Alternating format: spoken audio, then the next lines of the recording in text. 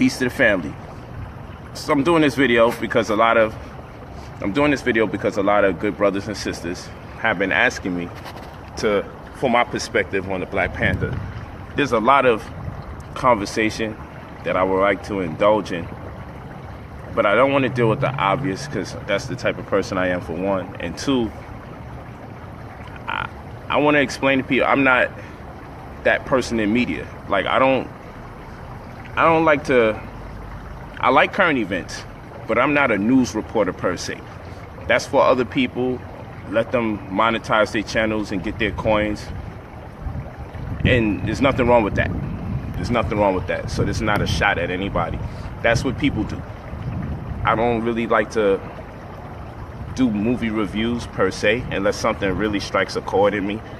And I say, man, that was powerful, because I don't want to get so invested in what people wrote or in their imagination that we wind up having arguments amongst each other like that story was real.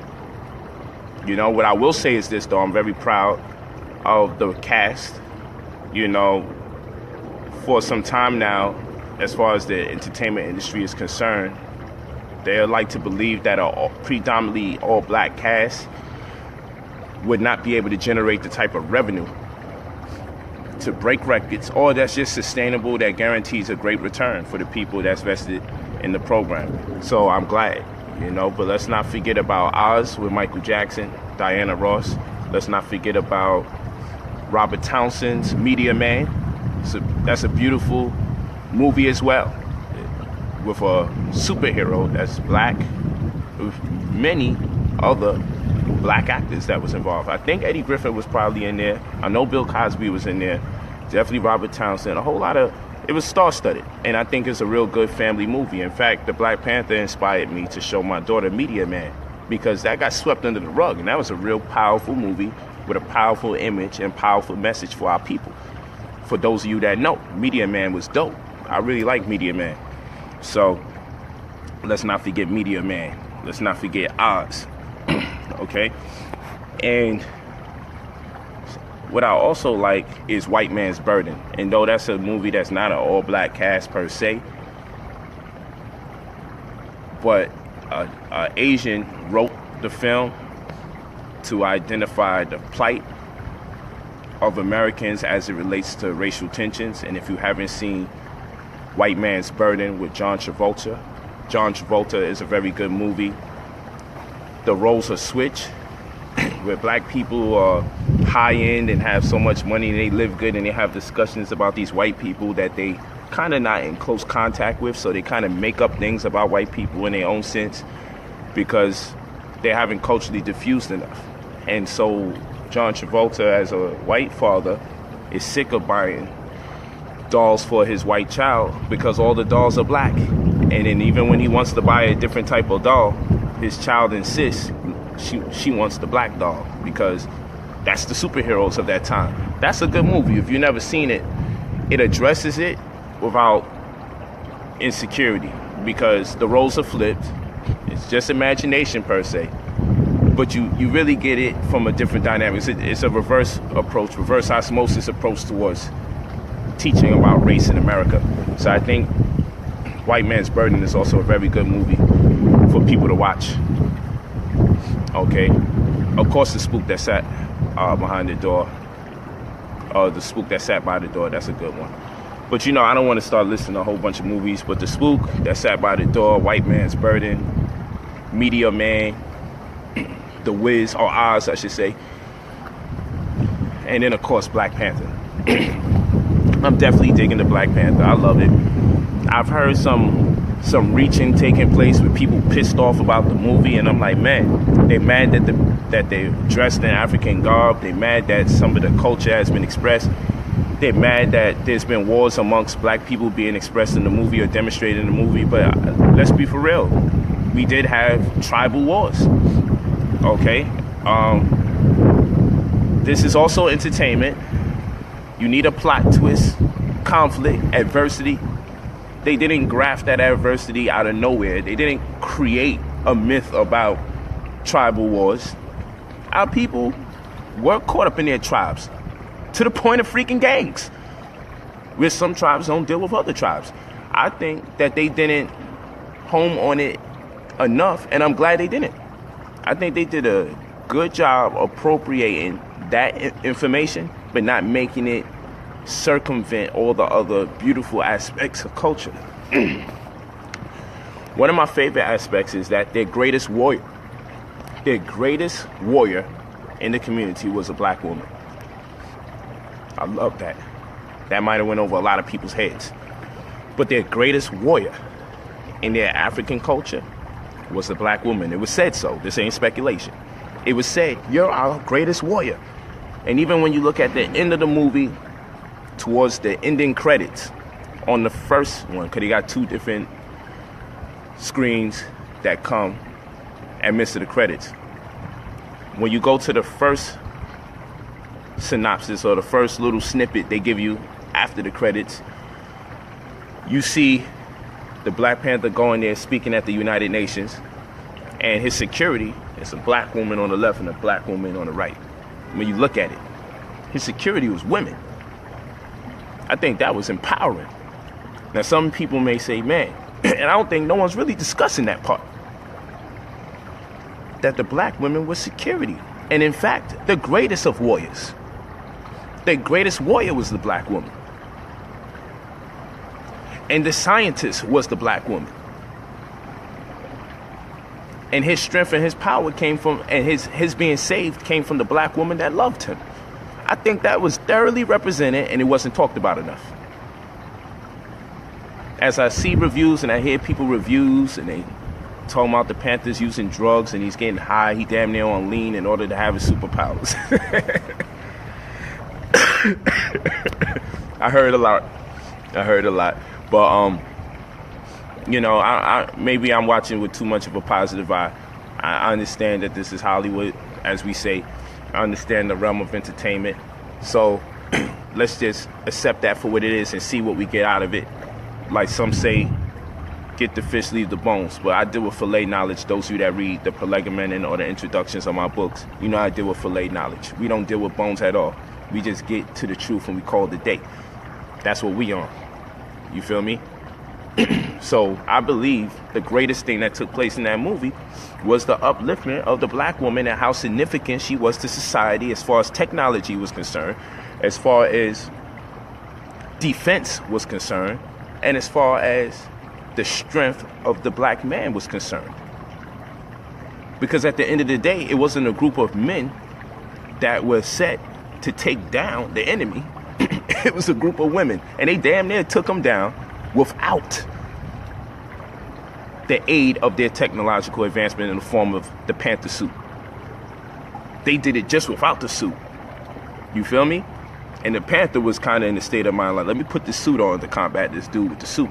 The sisters was like, yo, we got it. Y'all handle that. You go and handle everything going on over there. We gonna deal with them. And that respect was given because, again, they were known as the warrior class.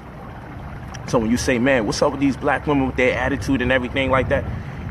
Maybe we're not embracing the element that they are strong for genetic reasons and for historical reasons and by genetic circumstance because of their disposition in history previous to contemporary times.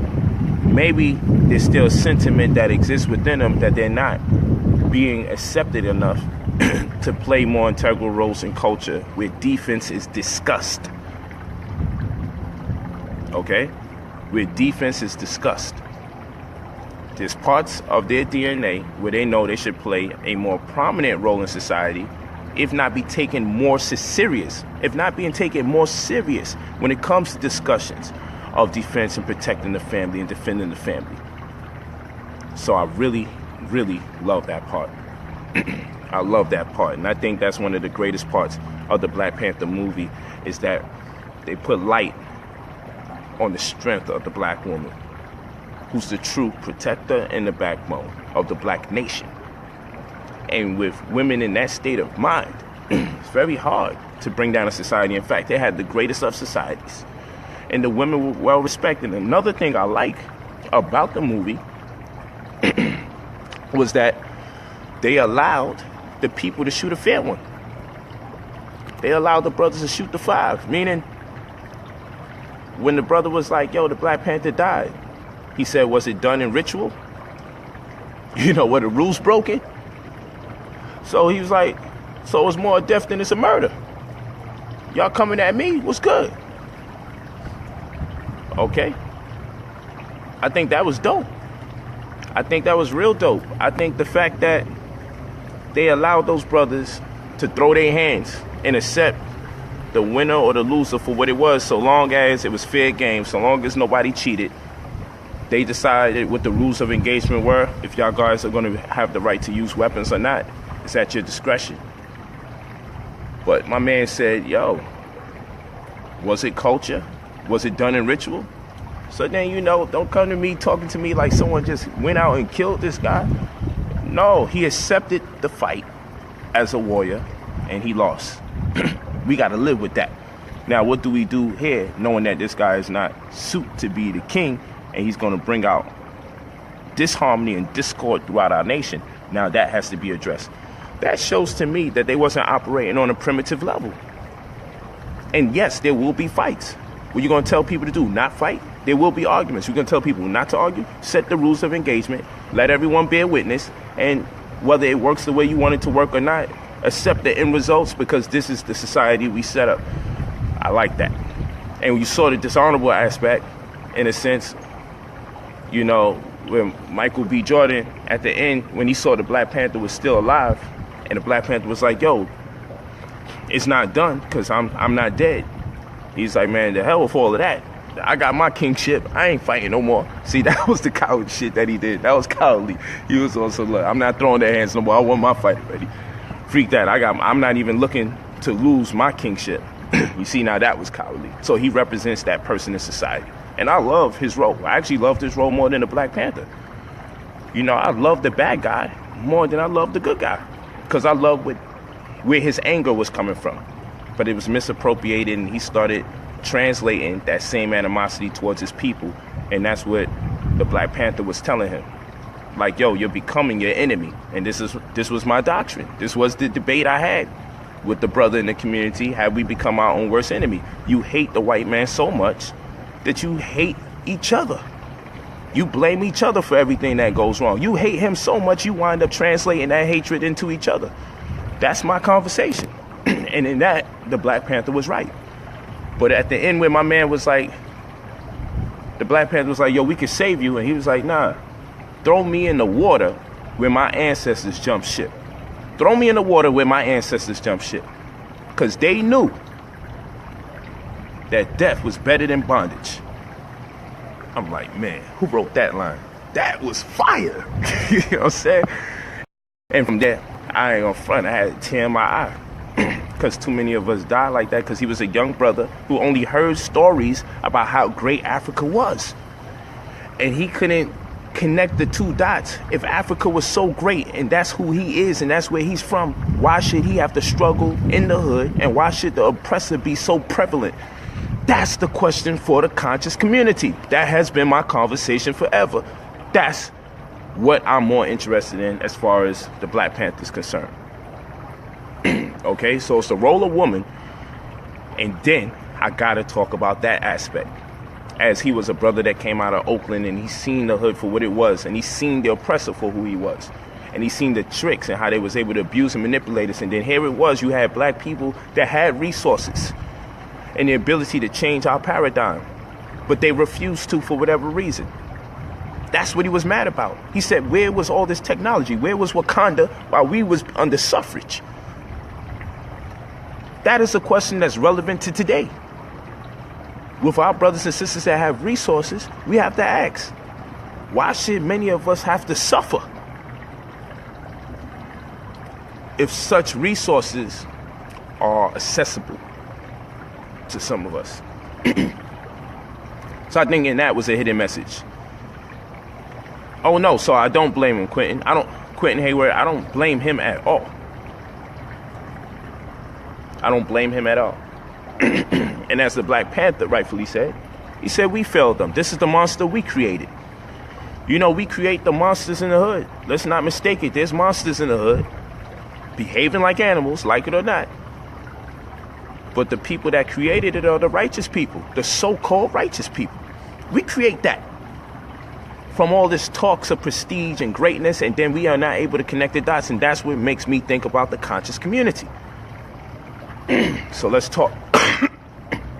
Let's talk. What's one of the reasons why there's so much anger and resentment towards me when it comes to teaching? I'll tell you. Because I question the mysticism that's supposed to correspond with our greatness. I question it. And I question it with a veracity uncanny to many people, because it at times makes it sound like I'm against my people for asking the right question. I may ask you questions about God, and you take it personally, and rightfully so. Take it personally, but guess what? It still doesn't deny the fact I'm asking great questions. So, for instance, I talked to a young man in this community before, and he contended throughout our discourse, as this was the preliminary for potential debate. He was on his Wakanda shit. Let me explain. His whole thing was, I be going to sleep, and these UFOs, these aliens be talking to me. They be transmitting information to me. I be waking up, and I just be writing out of nowhere. I'm writing in my sleep sometime. Boom. And when I get up, and I look this stuff up, and I start researching, this stuff is right.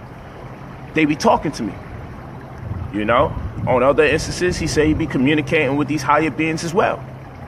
So now the relevancy of the Wakanda question. Here's the Wakanda question. Here's the Wakanda question. If these higher beings are communicating with you, first of all, if you're looking up the information, they ain't giving you nothing new. Fine. Maybe you left the TV on or National Geographic, and maybe that's where you was getting the info and you thought it was them up there. Whatever. But here's my question. And this is where the young brother loses his mind. Starts disrespecting my children and everybody. But it didn't change the fact you never answered the question, young man. And that's dishonorable. You changed the rules of engagement because we were supposed to be debating. And when you got caught out there to be recognized as a fool, which wasn't in fact my method, you see, if someone tells me I'm talking to beings that's more advanced than all races on planet Earth, if someone says out of everybody that they could talk to, they talking to you. If someone says that, if someone says, yo, they could talk to anybody, but they talking to you right there, then I'm not going to tell you you're lying. I never said it once. I simply put the young man to task. Because I don't want to be written about in the history books later on that, yo, he came to his own and they received him not. I don't want to be part of that movement. I don't want to say, yo, he came to his people and his people didn't believe him. You know what I'm about? If a man says, look, I'm talking to these extraterrestrials and they giving me the sauce, they giving me the information, they're not giving it to y'all. None of y'all is experiencing what I'm experiencing. I'm experiencing this. Then I'm going to say, yo, fam, since they, you know, why we got to live like this then? Why are we getting incarcerated? Why are we becoming political prisoners of conscience? Why we got to be on the dope? Why we got to be on the crack? Why this white man got his foot on our neck? You know, we can stop all of that because you got the hookup. Next time you talk to them, tell them stop telling you things that's irrelevant and tell you how we going to fix the situation. Because they got more technology than us. And you telling us that they love you. So vicariously, they love us. Because they connecting with you for whatever reason. Then fam, I'm not telling you you're a liar. I'm telling you the next time you in talks with those higher beings, yo, tell them it's hell out here if they didn't notice. Because they probably ain't noticing. They probably just like you so much, they ain't noticing that your people suffering, therefore you suffering simultaneously. Is that wrong? The young man made it out. He made every conversation after that. Said that I got people locked up. He went all around the world in hopes that he could dig up so much garbage to avoid the fact that at the end of the day, on video, you said you're taking notes from your sleep because they're communicating with you. And I said, oh, really? Oh, really? So since that be the case, let's spice things up a little bit. And I'm like, what exactly are they telling you? I ask these questions. What are they telling you? I'm thinking he's going to drop some stuff like, yo, listen, I'm like, yo, man, I'm gonna have to follow this young man because he the way, he's the light, he's the truth. There's no way to the Father except for by way of him. I'm waiting. I ain't hearing nothing new. So I'm like, man, maybe he ain't think about better questions because he newly found into being so special amongst many of his own people. He probably don't even understand his own destiny yet. I'm down with all of that. Yo, fam, the next time you talk to them ETs, let them know it's hell for brothers and sisters down here. It's to the point how people even turning on each other because we don't know who to blame, depending on what level of knowledge and resources that we actually have. Tell them, give us a few signs and open things up a little bit. And then, boom, we'll rock out. Was that wrong? Was that wrong? But this is the Wakanda question. This is the Black Panther question. Homie wanted to know, if y'all so great and y'all got all this technology that come from outer space, why are black people suffering? Why did I have to be subject to that? That's what he wanted to know. And that's what I want to know. And this is why people have issues with me. Because if you don't see yourself somewhere in the movie isn't entertaining. You got to find that character where you connect with them to the point you're like, oh, man, good. They missed it. You got to connect with the characters. That's when the movie's good. I connected with a lot of characters. I connected with a lot of the narrative. I embrace that movie in its entirety. I love it all. But dang, that was a great question. That was a great question. How can we have so much access to so much technology, so much privilege, so much resources, and so much knowledge? Why should the fate of the race be that of a suffrage?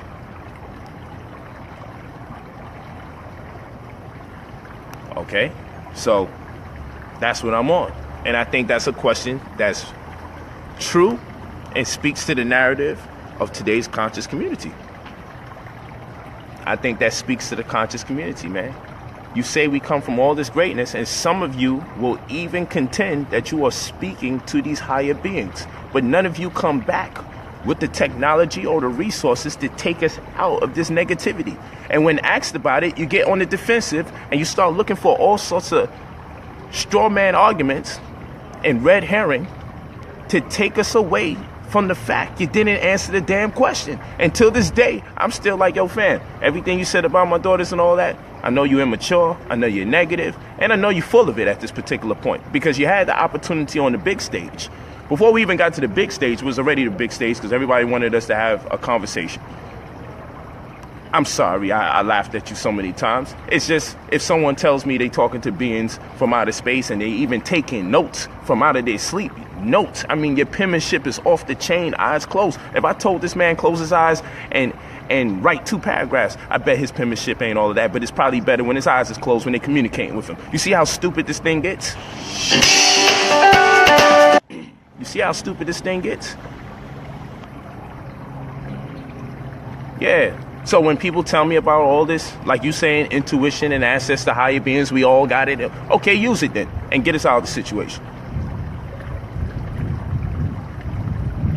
You see? Then we're wrong. So when people, and it ain't just him, it's just he was more extreme with his specialness, with entities talking to him and not the rest of us. And what does it translate into? Show us your miracles. Show us your miracles. Show us your works. Nothing's ever wrong with that. You see, some scriptures will make people like me be the ones who's mocking this one. No. I'm willing to accept that you're special, because all of us special, but I'm willing to accept there's something even more special about you, because you just put it out, beings are talking to you. And you're also taking notes while in your sleep. I'm willing to accept all of that. Now I also want to see it translate into liberation or mobilization of our people. But I'm wrong for that. And that's why I'm like, the conscious community doesn't deal with the rules of engagement when it comes to battling. If we're going to have a scholarly battle, we don't have to talk about people's children. If they got somebody locked up and all this, it turned into so much rage. Because now, you ain't never going to say those things again, are you? And when talks of Anunnaki came up, we danced around that too. But no one's going to really keep it real unless they don't have a vested interest in it except for the truth. If you are invested in someone's personality, of course you'll be biased in your own sense because you want one side to really do a good job. And there's nothing wrong with that. But if we're more invested in the truth than we are in personalities, then you see it for what it is. That there was months of anger and hostility in videos, but never one answer addressed to the most critical points that he asserted, which was the fact that he's in communication with beings of higher intelligence with way more advanced technology. Is on a record, it's been recorded, it's been documented. And the fact that those discussions no longer exist is as if he never said it before. He don't even talk about it no more. From what I'm told, it don't exist no more. It's as if he never made that pronouncement. And good for him. Helped clean up the situation early, because he got ragdolled in a debate with me. Just on those points alone. Because in my world, one thing we can leverage in this world is technological advancements for anything. So if I'm talking to beings who are ahead of the game in technology, if I don't get nothing out of the situation, plug me into some of this new technology. So my people got an upper hand in the world. Because that's what's going on in Black Panther. They got the upper hand. The rest of the world is behind when it comes to technology. Africa is at the forefront. That's what it was like. I like that in Black Panther because that's true. We were way more advanced than everybody else. So if someone has access to beings who love us specifically as a race, and they are way more advanced than the rest of civilization, at the very least endow us with that technology so we can control our paradigm. This is why people think the conscious community is full of it. This is why. This is why. It doesn't matter what land you're on. If you're leading the world in technology, you lead the world. Whoever leads, whoever's at the forefront of technology, science, they rule the world. Name me a time black people ruled where they weren't at the forefront of science. And then after that, name me a time when anyone ruled when they weren't at the forefront of science. Come on, let's be for real. So with the homie talking about everyone should quit their job and drop out of school and all that, and then we'll shut the system down. No, we won't have the knowledge to further us. And then there's another race that already has the knowledge to further us. We'll be back in the same space. The amount of disease that we be stricken with if we just deny information is ridiculous. We don't even know how to grow our food. That's agricultural science. Listen, we think very primitive because we're so overwhelmed by this thing called oppression that we omit some very critical aspects to developing societies. We need knowledge. No mistakes around it. No matter who's running the school or the educational system, we got to send some of our people in there to get the knowledge, to accumulate the knowledge and the data. Then they can come back and teach it to us for free or for cheaper. Okay? And that is the greatest form of philanthropy, is to give information away for free. When it suffices and when you can and when it doesn't burden you. Okay? It's a fact. So that's why I like the Black Panther. I see the conversation of the conscious community there. I see both sides. I see one side so overwhelmed by the so-called oppressor that they start even oppressing their people who have a different viewpoint. Because he said he wanted to take down anybody that agreed with the Black Panther. The Black Panther wasn't his enemy. He said, I'm going to kill anybody. I'm going to shed the blood of anybody who down with you. He was banging on more black people than he banged on the oppressor. When you look at it, he was so infatuated and consumed with rage for his oppressor that he wanted to kill his own people. And that's our people. That's our people in the conscious community. They hate white people so much. All their videos is about black people they don't like. Look at all their videos. Look at all the posts. Every time they talk about somebody, they talk about another black person. And they get money for it through YouTube. White people. White people are paying them when they do videos to degrade members of their own race. And then members of their race watch these videos and they feel less proud as a race watching us do that to each other. They get paid for that in the process. These are the Wakanda diaries, man. It's the conscious community all over again. These are facts. These are facts. All that man was mad about was being impoverished at the end of the day. He was lacking in resources. Sure, the technology and all that had been cool, but he wasn't necessarily talking about all the technology per se. just living hard. And when you living hard, it's easier to be manipulated and abused. It's easier to be compromised. Facts. There's a lot we could take from that movie. You know, I'm not, like I said, I'm not one to really be going into movies and this was that, because, you know, people be reaching. I'm not into all of that. But I definitely seen the plight of Black America and abroad in that movie. I definitely seen it. I seen the argument. I seen the conversation. Okay? Those brothers, Chadwick and Michael B. Jordan, their diatribe in that movie is reflective of your Malcolm and your Martin. We see it all the time. It's translated a little differently, granted the cultural dynamic, but it's the same conversation. But where we go with it at the end, we wind up banging on each other at the end. More black people get hurt in the interim than the so-called people who's oppressing us as non-black. Because that's the cowardly role that we take, and that's the part that made him a coward. I love this role. I love everything about him, but it still was cowardly because he had more intention to That was funny. He had more intention to bang on his own people than the so-called oppressor. At the end of the day. At the end of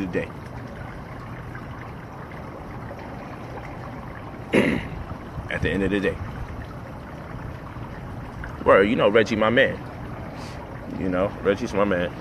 But this is my perspective, man. You know, this is my perspective. But this is the constant struggle in the community. This is the constant thing that we got to deal with all the time. We hate the oppressor so much. I'm going to kill the black people who agree with the oppressor. I'm going to kill the black people who I see. Yeah, but you never get to the white folks, do you? You never get to them. And you know why you never get to them? Because you Negroes know the second you start really directing your tongue towards non-blacks, they're going to shut down your YouTube channel. So you safe talking about other black people. You know that. And you get paid to do it. That's selling out. People always talk about what's selling out. Selling out is doing YouTube videos degrading other black people, making other black people less confident about black people, and getting paid to do so in the process. That's selling out. That's literally selling out. They know that the more sensational they are, the more monies they get from their AdSense accounts. Okay? It's a fact. That's what we do. In this era of social media, it could work to our greatest advantage, but when it comes to conscious people, man, all you gotta do is disagree with them, and they ready to send you to hell, tell you the Most High gonna eat your babies, everything. That's what we do. That's the disappointing part about our community, and that's what's been going on of late.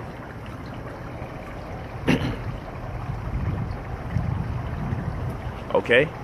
That's what we do. Yes, you go to brother POLIGHT45@gmail.com.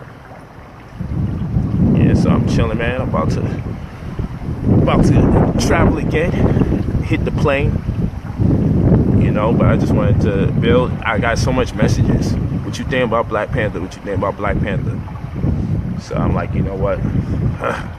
I don't like doing movie reviews, but you know what? It did speak to a greater narrative that is taking place or presently transpiring in our society today in the form of the conscious community. Teachers be BSing. They tell you how they're the only one, they're the greatest, most unique. These beings are talking to me. But then when it comes to results, it's like, what happened to all the specialties? What happened to all the concessions that were made to you through divinity that put you far above the rest of us where you could deliver us? Then the practical message about economics and politics gets overridden because it'd be a lot easier if we invested our reality into your dream about yourself. See, if someone comes to you practically and says, yo, here's the system and this is how it has to be done. You know, someone tells me, yo, the Bible's going to get us out of this situation. Then you got a man skilled in economics. When he presents his way out, he has an executive summary. He has the fiscal projection. He's quantified the data. He has a mission statement. He lets you know in 6 months, this is what we look like. In 1 year, this is what we look like. In 2 years, this is what we look like. But the other homie is like, this Bible is basic information before leaving earth. This is going to get us out of here. You can read any of these verses, the Most High going to speak to you and we're going to be out of here. Who's the one that winds up more successful all the time? The guy with an actual plan that we can make applicable every day. This is not a shot at you people's gods out there. It's just being real. It's not a shot. It's just like, let's be for real, man. You want that other aspect because you don't want to read and you don't want to study. You don't want to carry the one. You just want someone to give you a book and tell you believe, because that's a lot easier because you don't challenge yourself to get great, to become great. Y'all don't want the challenge to become great. So you go with all these fairy tales and I'm writing in my sleep and I'm not saying these things can't happen, but I'm saying, okay, since you got the juice at this moment, give us more. The only thing that I ever understood, despite any experience I've ever had, was that I still had to work hard and study. I still had to commit the information to memory. I still had to work to make it applicable in my life. That's the only thing I've ever learned, whether it was a social experience or a so-called metaphysical experience, which is still a scientific experience or undertaking. I come out of it knowing I still gotta execute. And then if anybody wanna follow, they are gonna have to execute. Reminiscent to the way that I have. Or incorporate themselves into what it is that I'm facilitating. But it's just not gonna come overnight.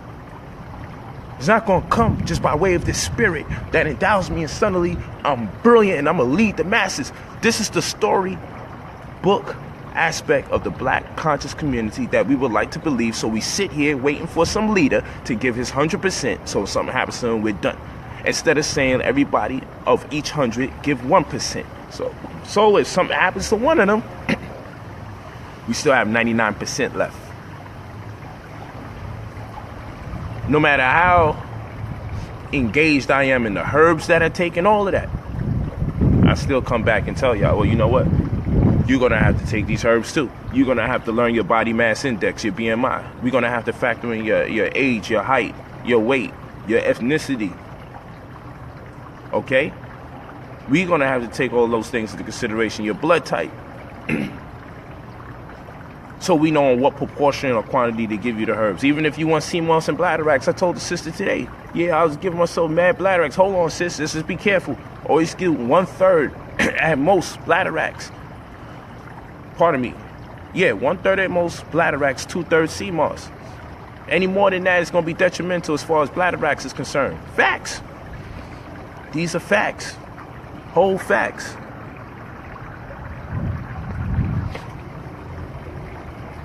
These are facts, people.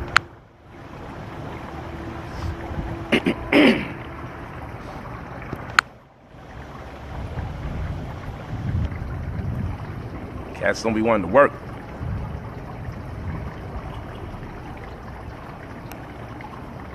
You want supernatural undertakings, man.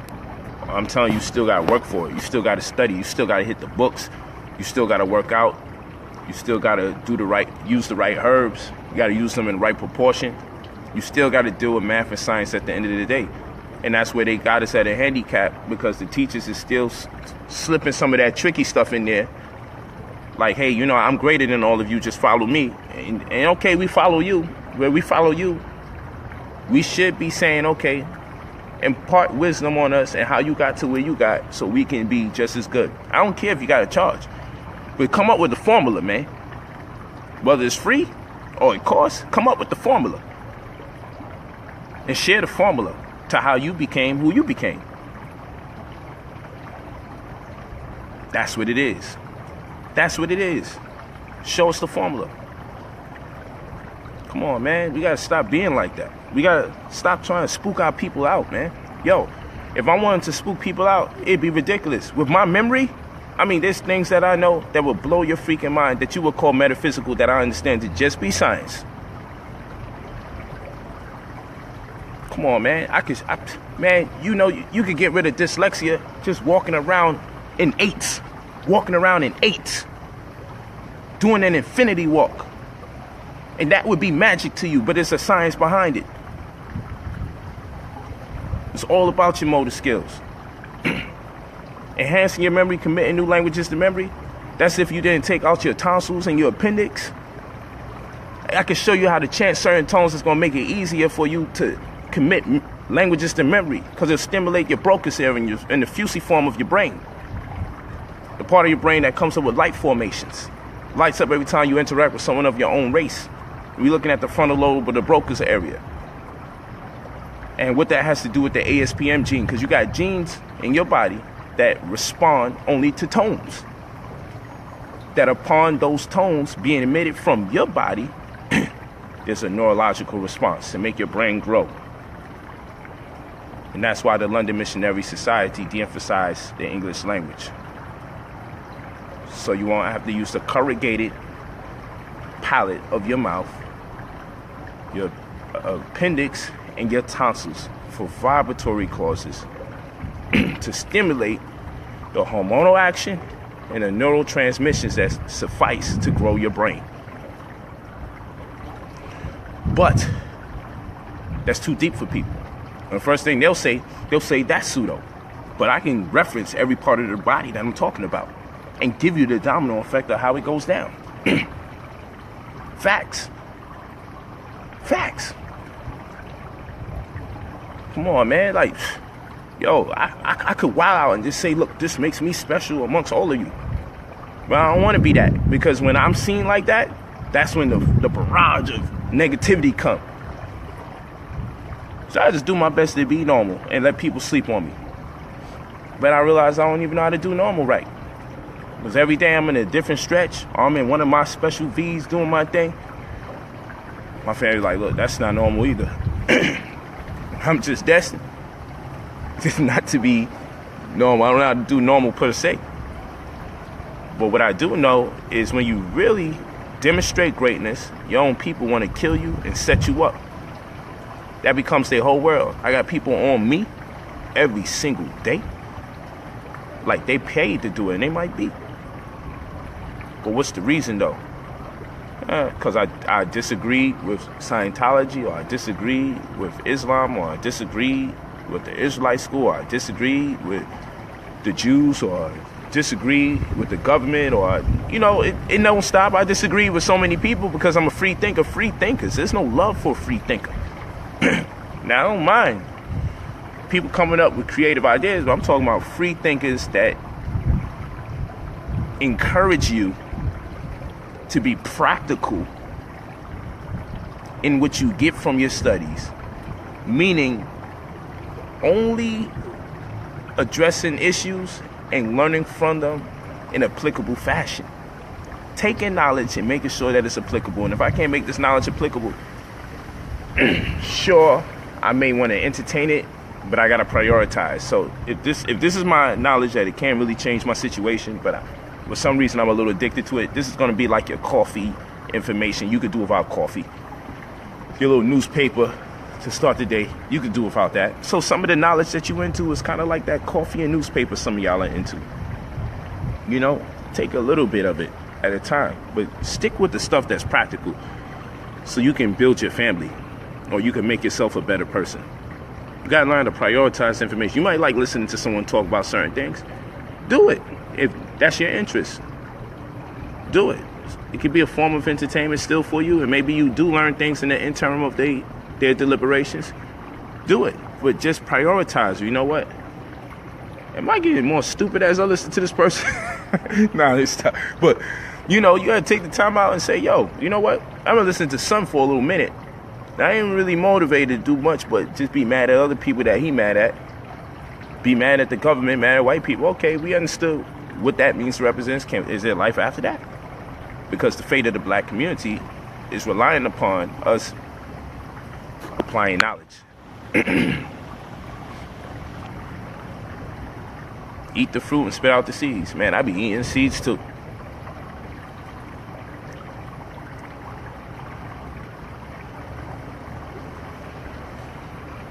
Word.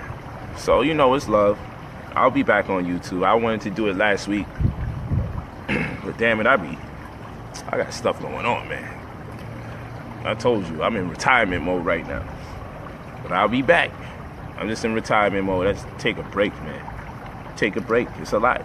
Dealing with our people is a lot.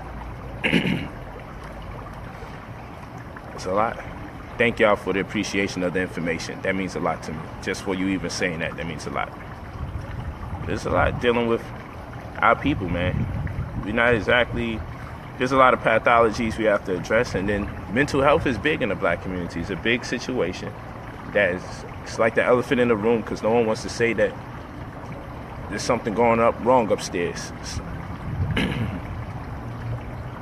Yeah, so need a break. Thank you, Bhavani. I appreciate that. Yeah, and you know, people, I was just on the phone with a brother prior, and he was like, man, but you know, a lot of people be saying bad things about you though, brother. I said, brother, if you have videos that's doing 10 million, 5 million, 3 million, 6 million, 10 million, and other videos in the 100,000s, and your role isn't exactly save the children exclusively. Your role is, you know, I'm addressing politics. Sometimes I'm going against government policies. Sometimes I'm going against religious doctrines. These people, they are more loyal to their religious doctrine than they are their own race. So if I'm seen as attacking their religious doctrine, and what that means is if I have a voice that sounds like I can deter people from joining certain organizations, then I am now a problem with that organization. That means that organization has to do something about me or to me, because so long as I'm speaking and I'm growing, there's going to be a large amount of people that will not listen to them no more. So like I say, if I got 30 people walking with me, maybe 1 out of 30 may have an issue. If I have 300 people walking with me, maybe 30 people have an issue out of 300. If I have 3,000 people walking with me, maybe 300 people got a problem with me. If I have 30,000 people having a problem, walking with me, then I'll probably have 3,000 people walking with me. But what if I have 300,000 people that actually follow me? And I do. Then I'm gonna have 30,000 people that may have a problem with me. Okay? And what if I got 3 million people that have listened to me at one point or the other? On several occasions, I wind up with a video that may have 3 million views. And it's on record and it's documented.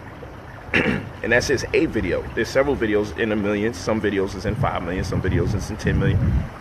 But what if I got a video that's 3 million views up? 3 million. Then I might have 300,000 people that don't like me. Think about that. And many of you are not in a position to have such a ratio where that can actually make sense. Many of you don't have a video that has done 3 million and consistently have videos that go into millions for you to even consider having thousands of people not like you at a time. These are facts. These are facts. So think about that. Think about 3 million people listening to you, and it happens several times where 3 million people listen to you. And then you think all 3 million people support you? I gave you the 30-to-1 ratio. You feel me? I gave you the 30,000 to 3,000 ratio. I gave you the 300,000 to 30,000 ratio. So why not the 3 million to 300,000 ratio? Think about it. Think about it. So you're like, yo, Polite.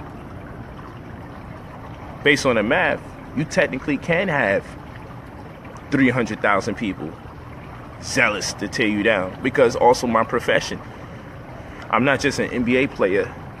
So you have some people that just hate LeBron James or whatever. And I mean, how far is that going to go? I'm talking about politics. I'm talking about economics. I'm talking about religion. I got zealous people from all backgrounds, people who into health, religiously against me.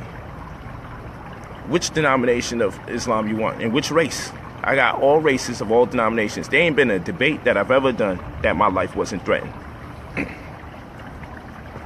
Even when it's just strictly amongst black people, all sorts of other races, inclusive of black people, threaten me. You better not show up. We're gonna blow that shit. You better watch your children. Need a break, man. If I would have kept doing debates, man, the whole world be against me after a while. And then what happens is, if someone hears something negative, members from each of the different communities that don't like me, they join in on it. They exaggerate. They add to it because they never got over the fact that I'm an enemy of their God. True. And you may be so sane as to say, man, come on, people don't be that zealous for just going against their religion. Yeah, people want to kill you. Facts. And on top of it, yes, I still offer the mentorship. You could go to brother, POLIGHT45@gmail.com. But listen, yo, people really will break up their family if a family member don't believe in what they believe in. And the whole while people think I'm being rude and disrespectful, but they don't really understand. I'm just applying logic a lot of times. Yeah, I do the research. Yeah, I go to the countries that's in question. But at the end of the day, it's like, yo, people are very emotional, very protective about their belief system. So yeah, I get a lot of hatred because of not only what I teach, but the way I teach in convincing fashion. And you got to consider this. Whoever is the one that's representing that doctrine, there's always somebody saying, that's not a real Muslim that you debated. That's not a real Hebrew you debated. Put another one in front of me. Both of those wasn't the real ones. Put another one in front of me. That wasn't a true Christian. You see what I'm saying, brother? So I start saying, when will God put the right one? Or when will Allah put the right one in front of me? Why he got me over here distracting people from his truth? You see, then I'm going to start going in my bag and it's going to get disrespectful to them. But to me, I'm thinking I'm asking honest questions. Like, why y'all need to hurt me in the first place? Let God do that. You think so? God is going to guard his way and he's going to abuse me all because I don't believe? Prove yourself. Until I see a baby born and grow into an adult and knows the Bible inside out, I'm never going to be a believer. Until I see a baby born and grow into adulthood and know Islam inside out, or Judaism inside out, Scientology inside out, Christianity inside out, I'll be a believer. But until then, man has to teach you that information, not God. Man who can be tricked. Man who's subject to his own opinion. Man who can't find another man with an equal opinion about anything in every capacity. So it stands to reason that we get our knowledge about God from man. And I got the right to question man. I don't even think I got a chance to question God because he hasn't presented himself. It's the man who presents God that is in question. So until then, until God steps up and says, yo, fam, I'm God. When man presents himself, I'm like, I pass. No, universe exists. I'm with that. Okay, there's laws of nature that's in place. I'm with that. That's what I'm on. So simple. I don't mean to be rude and disrespectful, but you know, those communities, they do rude and disrespectful things. So then I'm like, oh, we turned up. I turn up. Now I turn up. They tell me I should have turned down. Why you shooting the Bible? Why you doing? I'm like, yo, fam, y'all threatening me and everything. I ain't take it like that. Y'all threatening to kill my children, wish death upon my babies. So I'm like, okay, I can shoot a book here and there. Since that's what we doing. since that's what we doing over here, then they get emotional. These big dudes and these sheets with these bed bug infested sheets and these plastic spikes trying to convince me this is how our ancestors dressed years ago. With Tim's on. Bed bug infested sheets with plastic spikes and Timberland boots, attempting to convince me that God had us walking around like this years ago in New York City in 30 degrees weather or colder, considering the wind chill factor. I'm like, okay, if that's what you say, we'll go with it for now. I'll go with it. But since they all gangster and they could talk crazy, if I just throw their book on the floor, them grown men start crying. They start crying. I'm like, yo, I thought y'all was G'd up. I thought y'all was gangster. Do you know how much black people you hurt when you shot the Bible? You know how much people you hurt with that misinformation? I was believing in these false heavens and hells and all that other craziness. But you don't care about that, though. See, I feel the same way. But only thing is, I'm not going to wish death on your children because you disagree with me. I say, let's see whose information works out when we die. How about that one?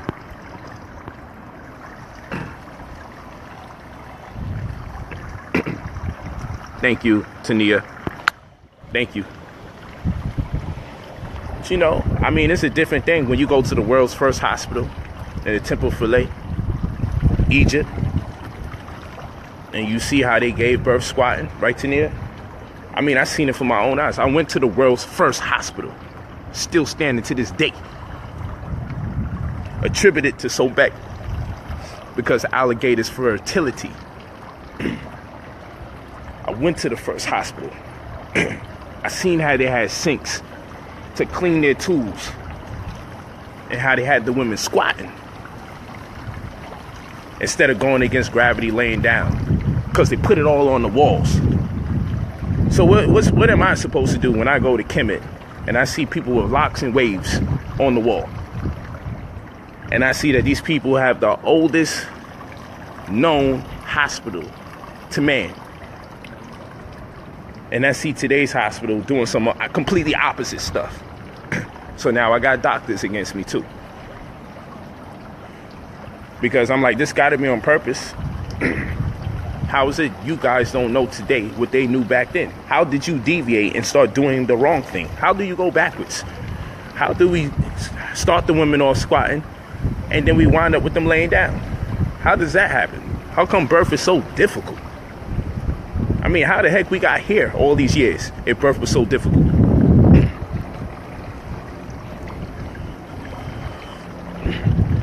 But that's the issue. I took the time out to question things.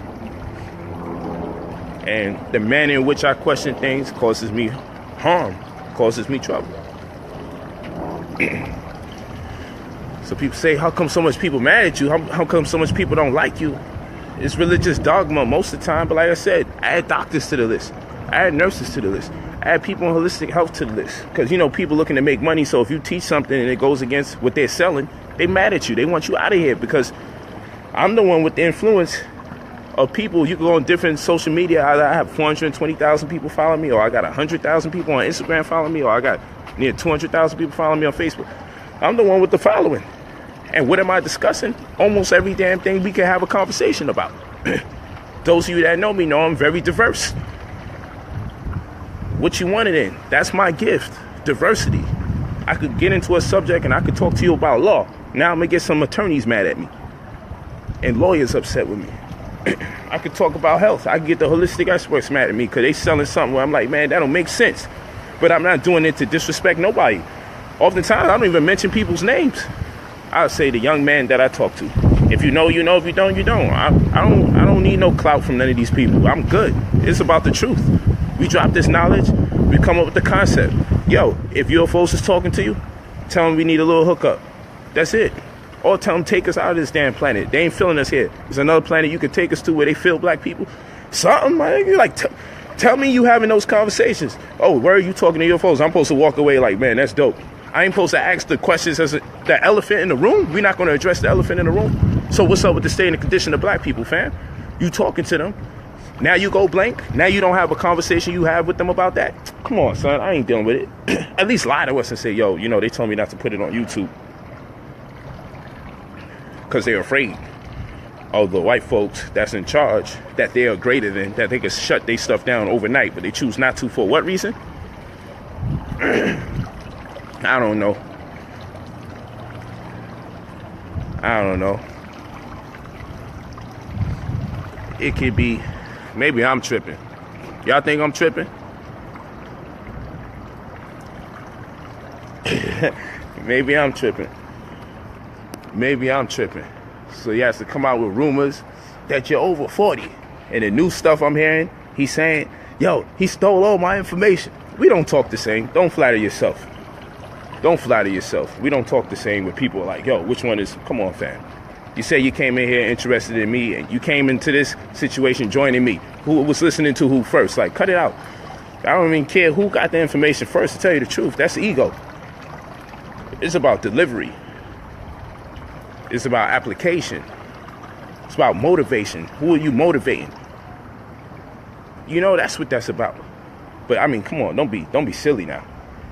What I'm supposed to do, go online and say, yo, let's break down who stole what information from who. Negro, if the information can be researched, it don't come from neither one of us. It been existed. Stop it. I ain't the one talking about I'm talking to these people that nobody have access to. Stop it. It's ridiculous. It's not even a good conversation. That means whatever you doing is dying out, and you got to bring me back into the cipher.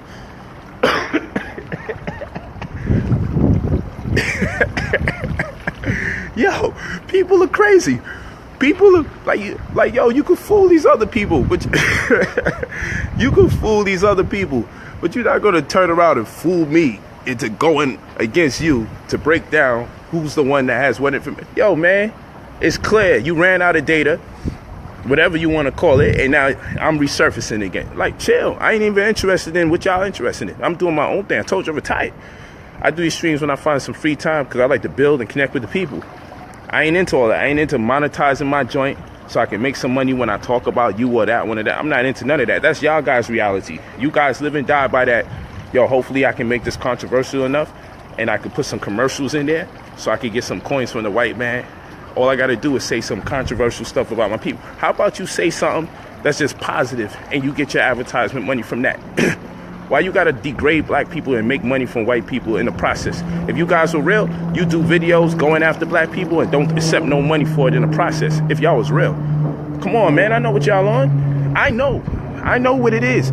When broke people start having those issues and they find a little bread and butter, they're like, yo, I ain't gonna front. When I do the positive videos, I don't really get that much hits. But when I do those negative videos, I get a lot of hits. This translates to money. All I gotta do is set up my YouTube AdSense account because my man is doing it too. And now you got to become more controversial. Now you're not even a lecturer or teacher no more. You're a news reporter. Now your whole thing is, let me be the first one to talk about this story. Oh, that movie came out. Let me be the first one to talk about that movie. Oh, they just shot this girl. Do you care about the girl that got shot?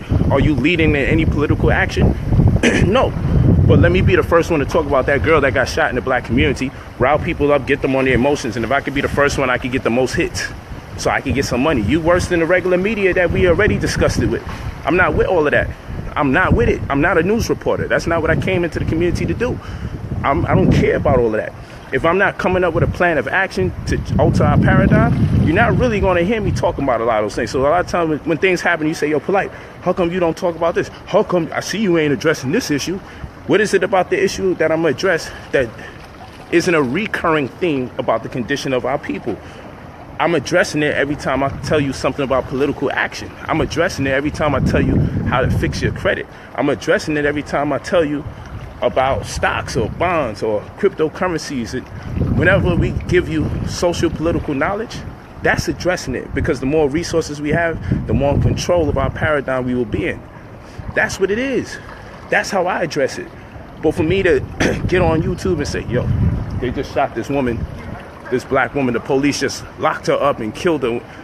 Yo, y'all don't need me to talk about that. You're going to have a ton of Negroes who don't do nothing else talk about that. I'm with it. I don't like it. I'll say, yeah, I disagree with it. Pass. Because I don't want to be offensive to the family, knowing that the only reason that I'm posting up my take on what took place is because I'm looking to get some monetization from speaking about what happened. I don't want to do that. That's disrespectful. It's disrespectful to me if that's my intention. Like, yo, I got to keep my channel lit. I got to keep it active. I got to keep making money. So I'm constantly just looking for current events so I can regurgitate whatever I read in the newspaper, give my Black Power spill on it. And yo, I got a life, man. I got talent. I got abilities. I'm writing for movies. I'm managing artists. I got things that I'm interested in doing on planet Earth. I don't want to subject myself to something I'm not really interested in.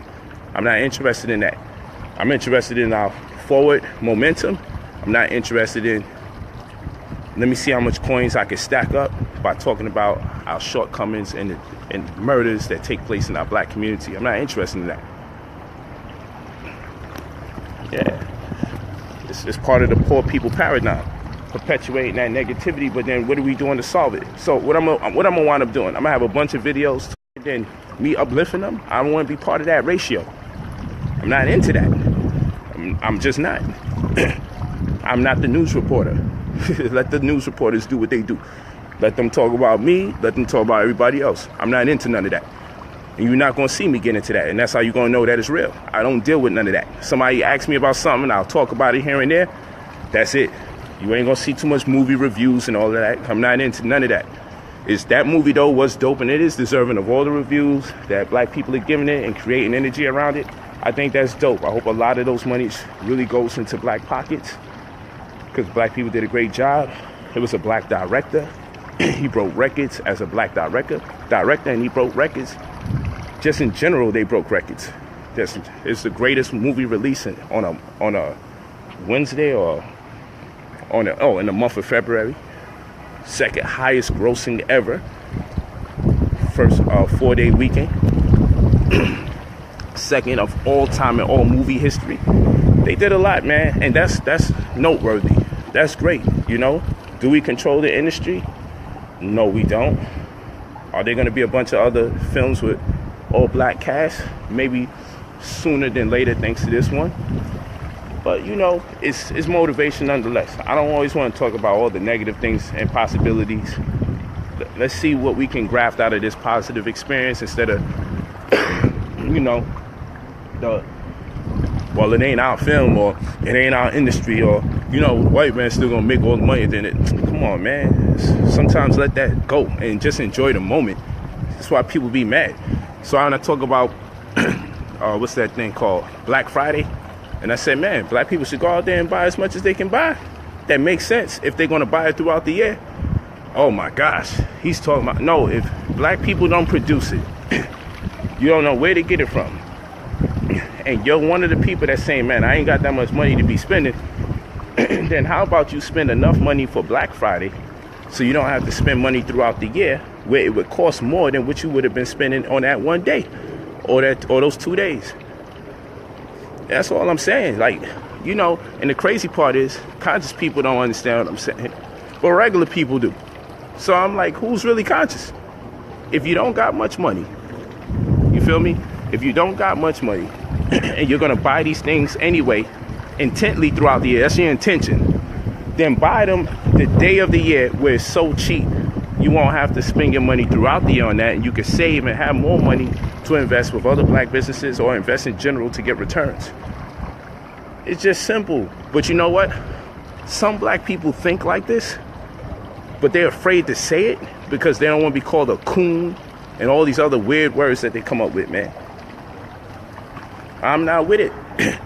I'm just not with it, man.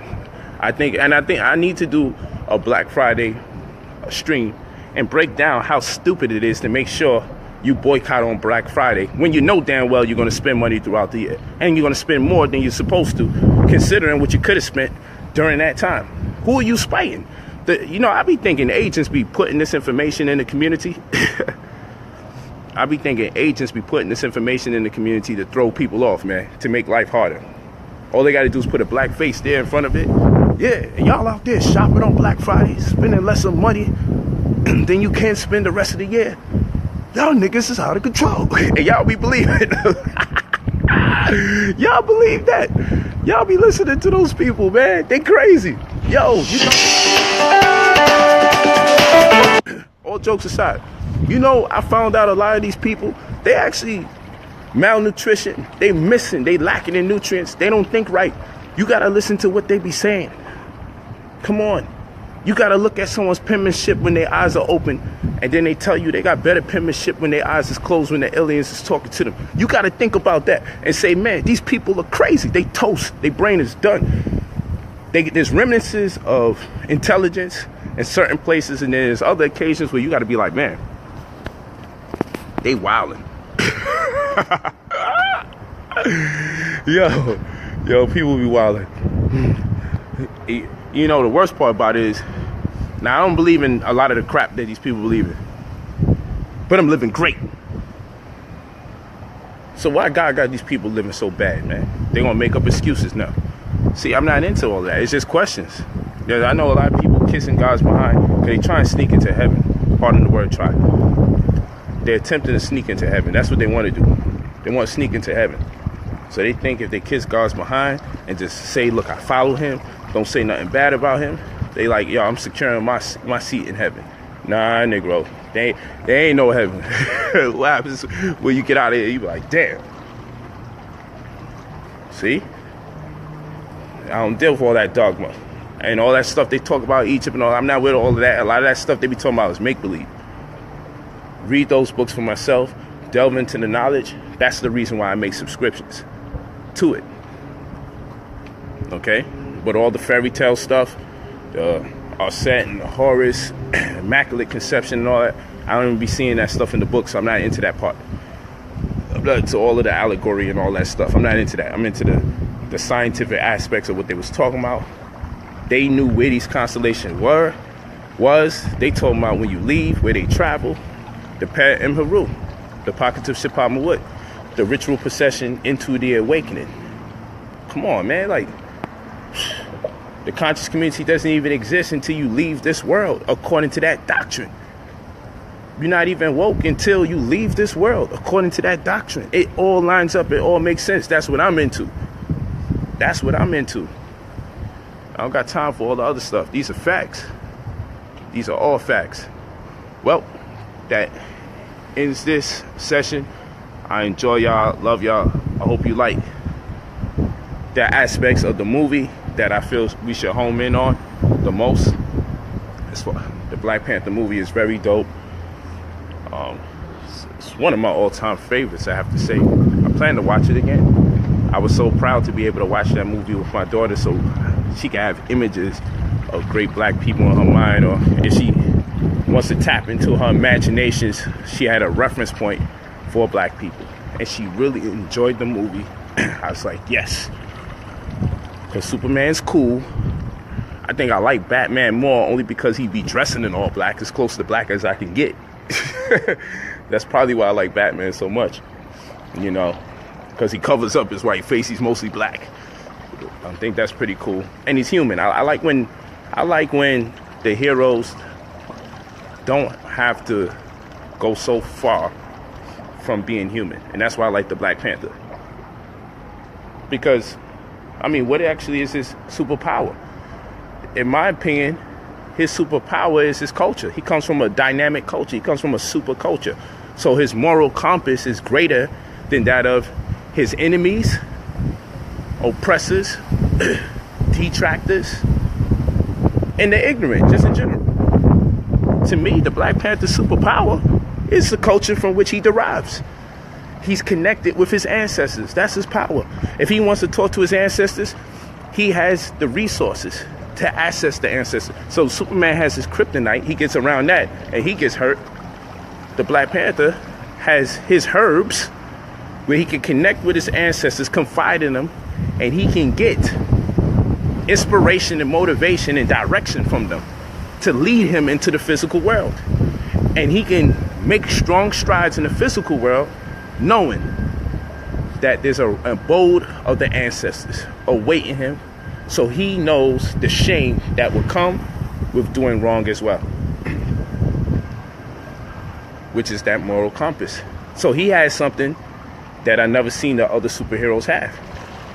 The connection with the ancestors, the ability to access them and confide in those that are alive and those that have passed along. That's his strength. Because with that, he has integrity as a superhero strength. He has culture as a superhero strength. This is what I'm telling my daughter. That's his superpowers. That's dope, because that means we could obtain those kind of powers in real life. That's why I like him. They didn't come up with something so crazy that I'm like, yo, man, how we going to deal with that? We can lead the world in technology. We led the world in technology before. So that's cool. But him as a person, what brought him back to life was his ability to connect with the ancestors and let them know that, you know what, my job ain't done. But he had to talk to them first before he came back here. He had to reconcile that which transpired before he was born, during the time he was alive, with those who are passed along. He had to do that before he could come back here, before he could rectify within himself. I got more work to do. It's not time for me to leave. See, Superman couldn't do that. They had to electrocute his ass and for him to come back. You see what I'm saying? They had to electrocute him. They had to find so much electricity to bring him back. They couldn't bring culture to revive him. So you see, with the Black Panther, we know the right amount of culture could resurrect us. The right amount of culture could revive us. I think that's powerful, man. I think that's powerful. And there are the herbs that give us the ability to access the ancestors. So this is all coming from a realm of facts. That's why I deal with that movie. I'm like, yo, baby, these is facts. These are facts. We could take the Emberka and connect with our ancestors. These is facts. Those are all facts. These herbs exist. The ritual of burying you underground after taking a herb, those are facts that exist. I'm like, yo, they not lying. Like that's true. So I'm like, if this is what if a bunch of truth is going to be disseminated in this movie, this is my number one superhero. And I'm not being biased, because I love the Marvel comics and everything, and some of the DC comics. I ain't too big on DC. You know, I deal with Batman though, but I ain't too big on DC comics. I always like Marvel. I like Wolverine. I love his power, you know, his ability to regenerate, rejuvenate, and how they create vaccines out of his ability to rejuvenate, because that reminds me of Henrietta Lacks. See, the real superheroes exist. If you look at Wolverine's superhuman powers, you can easily make a correspondence with him and Henrietta Lacks, because they cured a lot of diseases using her cells. So that concept of Wolverine is old if you look at Henrietta. But that's another conversation in itself. But I like when the superhero's concept isn't too far-fetched, because the closer the superhero is to my abilities, the more I can envision myself in that space and operate in that capacity in the real world. That's what I'm on. I love that. I love that.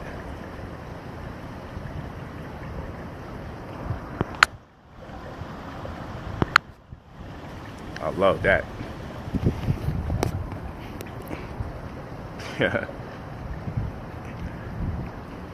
And of course, there's a Negro with two first names, Mitch Mitchell. Your parents don't love you. Man, shut up. Your name's Mitch Mitchell. You talk about me. Talking about, I'm a joke when I'm talking about all this ancestral connection and that being our revival. All right, Negro, deal with your regular superhero stuff. Deal with your regular superhero. Okay. Yeah, that's what you want. Yeah, you think sleeping with men gives you superpowers. Knock yourself out. You crazy. There's some disgusting people on planet Earth, boy. Mitch Mitchell just said sleeping with men gives him his superpowers. Remember that name, y'all. His name is Mitch Mitchell.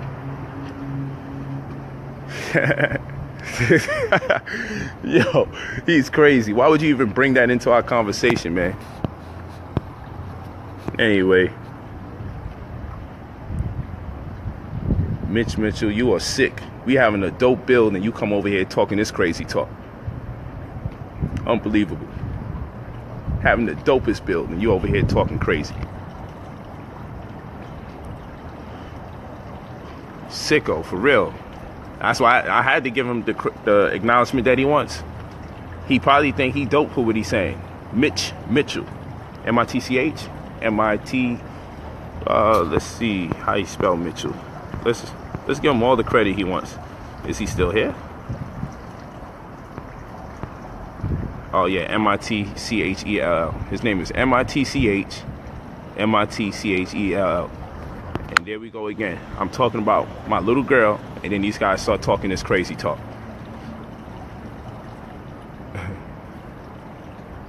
Yeah, had to introduce him to the block party. Whenever you talking about children and somebody brings up all this homosexual stuff, you gotta, you know what you gotta do with that. So I had to erase this comment, block them, because if I'm talking about what I'm talking about to my 11-year-old daughter, why are you talking about you getting your superpowers from sleeping with other men? Come on, man. Like, there's no space for that. Even if you was talking about sleeping with people as a heterosexual, there was no space for it. But you coming in here invading our private space, our private cyberspace. We on a build. We having a good time building. And you come in, you bring something in that you know I don't deal with. Like, come on. That's disrespectful. Just to switch our mind across. Mitch Mitchell is a nut. Whoever that is. Probably a fake name. But it is what it is. Back to the regularly scheduled programming. You right, Sean? But I was actually getting off anyway. I'm sorry that we got a little derailed by that cipher, but that just goes to show you the wicked that exists out there. Why we need real life superheroes to abolish these type of minds and abrogate the policies that come thereof.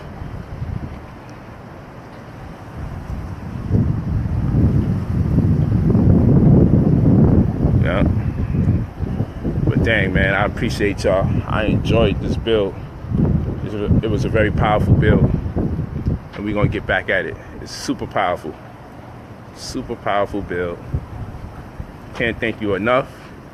I love y'all, and I'll be signing off. Yeah, you know Chadwick conscious. I'm not even saying that because of the movie. We been knew that. Those of you that know he be in tune, y'all already know. You know he knows, bro. Polite. Y'all better stop fronting. Peace.